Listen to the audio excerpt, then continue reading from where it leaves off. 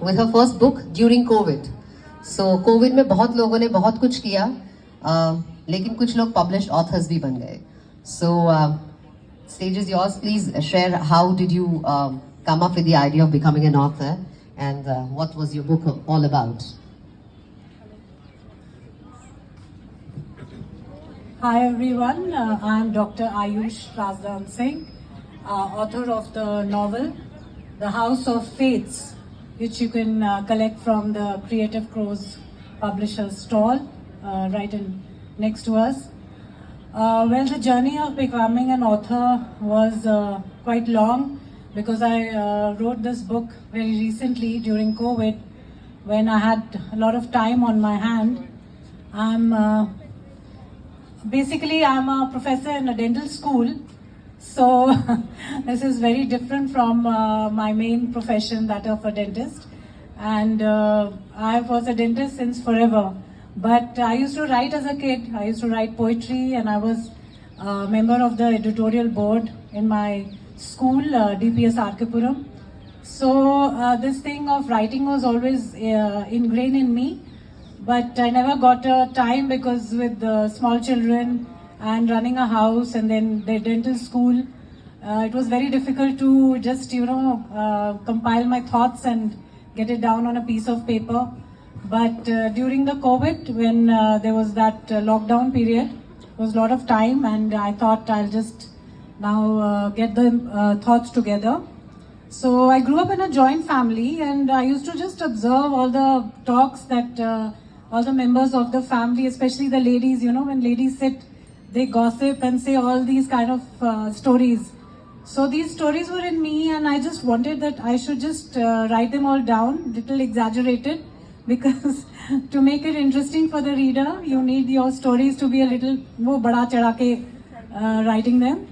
So then I just started writing one after the other story, and it became very interesting for me. I used to just tell my husband and my kids that don't disturb me, I'm in the room, I'm going to lock it up and write.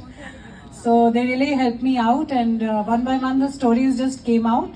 And then I thought they should just, there should be a common, they should meet somewhere, all the stories should come together.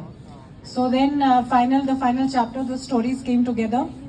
And I'm a Kashmiri Pandit by birth. I'm basically a Kashmiri Pandit. So the story of Kashmir, the political situation there, was also in my mind, that somehow I should bring that aspect as well.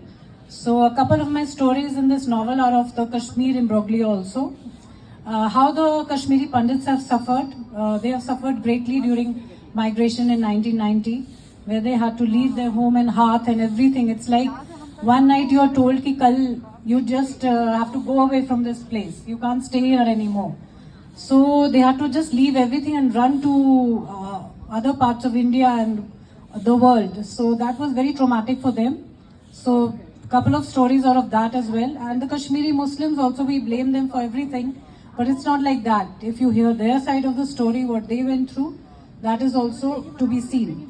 So all these things, and there are a lot of issues that I've dealt off in my book, like domestic abuse, then there's infidelity, then there is theft, and kleptomaniac, people picking up things without, this is not something they do willingly, it's basically some problem they have in them.